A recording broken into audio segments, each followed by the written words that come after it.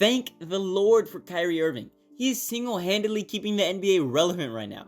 This guy produces more drama than the Kardashians. I mean, first, Kyrie didn't want to take the vaccine, which is totally his choice, whatever. The only issue I have with him not taking the vax was that he couldn't be there for his team on home games. But if we're being honest, that was more of a New York problem rather than a Kyrie one, so not going to put the full blame on him there.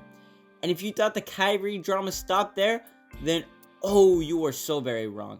Because things only went from bad to worse for the former flat earther, as Kyrie followed up the COVID controversy with the next being centered around some anti-Semitism. Now, I did go more in depth on that issue in this Ben Simmons video right up here, so if you want to hear me talk about that more, just watch this. But I'll sum it up real quick by saying that Kyrie Irving posted a link to a documentary that was widely regarded as anti-Semitic, and after some intense backlash, the Nets star, along with the team itself, released a joint statement in addition to pledging $500K to the Anti-Defamation League. And though he acknowledged that he'd caused harm, Irving didn't actually apologize. In fact, I think his exact words were this. Yeah, that's what I'm saying. Did I do anything illegal? Did I hurt anybody? Did I harm anybody? Am I going out and saying that I hate one specific group of people? So out of all the judgment that people got from me posting, I just, without talking to me, and then I respect what Joe said, but there has a lot to do with the not ego or pride of how proud I am to be an African heritage, but also to be living as a free black man here in America, knowing the historical complexities for me to get here. So I'm not going to stand down on anything that I believe in. I'm only going to get stronger because I'm not alone. I have a whole army around me.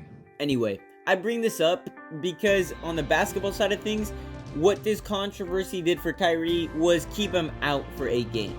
Now, the issue with Irving missing games is that he tends to do it a lot, and it almost always has nothing to do with injuries. And something one of the greatest sports coaches ever said was that dependability is way more important than ability. Shout out Mr. Belichick. And I think the Brooklyn Nets know that better than anybody, just how true that quote is. Because for the last 4 years, this Nets roster has been loaded with talent. The only problem is that the talent has barely played in any of the games. Hell, Brooklyn's biggest name in Kevin Durant is currently playing in his 4th season with the Nets, yet he's only suited up for 129 games. That means he's basically played in every 3rd game that he could have. Alright, back to Kyrie.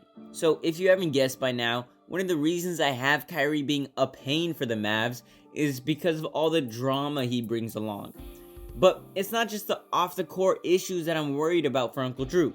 See, the main problem I have with Kyrie on the Mavs is how Irving is going to mesh with Luka Doncic. Because if you don't know how Luka plays, he loves the ball in his hands. And that's great and all when your best teammates are guys like Christian Wood and Spencer Dinwiddie, but it doesn't really go well when Luka's got to play with another ball-dominant guard in dribble god Kyrie Irving, who is best when he runs the offense, or when he's playing with LeBron, but who doesn't look good next to the GOAT. Anyway, I think it's fair to say that I could easily see things turning sour between Luka and Kyrie in a year's time. Heck, it might even come sooner than that, depending on how this team performs in the playoffs, which historically hasn't been kind to the Mavericks, with the franchise only having 1 championship in their 43 years of existence. And that's all thanks to one man, the Mavs legend himself, Dirk Nowitzki, who had an NBA Finals run so perfect you'd think it was scripted. Well, the championship was pretty nice. It was also more than a decade ago, with Dallas struggling to reach the promised land since Dirk's retirement. And sure, things have looked good in the Luka era, but there hasn't been too much success produced from it. You see, since entering the league back in 2018, Luka has dragged this sorry-ass franchise to the playoffs for 3 straight years. With the first 2 playoff runs ending pretty damn quickly, yeah, back-to-back first-round exits. But no one judges Luka for it because those were his 2nd and 3rd seasons in the league, and the expectations were pretty low for Dallas at the time. But those expectations had a massive shift into last season when Luka put the league on notice. Everyone started picking up on just how great this young dude from Slovenia actually was. And sure, he was already a 2-time All-Star with high-level stats. The only difference in his 4th year was that Luka had experience under his belt. plus slightly more talent around him, with former role players like Dinwiddie and Brunson picking up the slack and pushing the team past 50 wins for the first time in 7 seasons. And I'd say the team lived up to the hype. Hell, I'm pretty sure they overperformed, if anything, with how they played in last year's playoffs, where Luka single-handedly sent the Utah Jazz into full rebuild mode, knocking them out in the first round. Yep, after Doncic beat the Jazz in 6 games, Utah ended up trading both All-Stars Rudy Gobert and Donovan Mitchell months later. And following an impressive first round, Luka and the gang went up against reigning Western Conference champions, Phoenix Suns, where 2 of the top dogs in the West battled it out in a heated and intense series. But let's just say that Game 7 was anything but a good ending, where the NBA script writers got a little carried away when they had the Mavs completely blow out the Phoenix Suns. And the improbable victory led to the Dallas Mavericks heading up against the 21st century dynasty that is the Golden State Warriors. And I think anybody could see that this wasn't going to work out for the Mavs. I mean, it was Steph Curry and Klay versus Luka and Jalen Brunson. Come on. Anyway, to sum it up, Golden State took care of business in 5 games and went straight to another NBA Finals.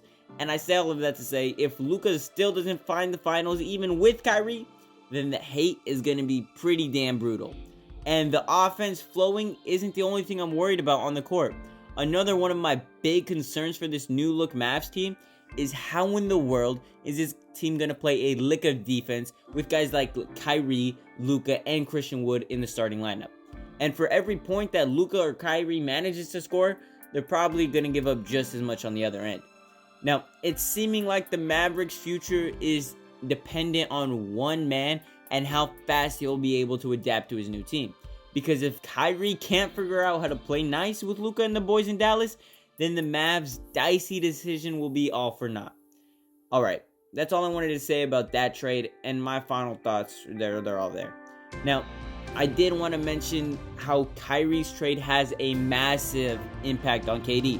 I mean, the super megastar is on his way to the Valley in a huge trade that happened in the middle of this recording. I can't ignore it. I mean, let me talk about it. I cannot believe that KD is heading to Phoenix without the Suns having to give up any of their other superstars.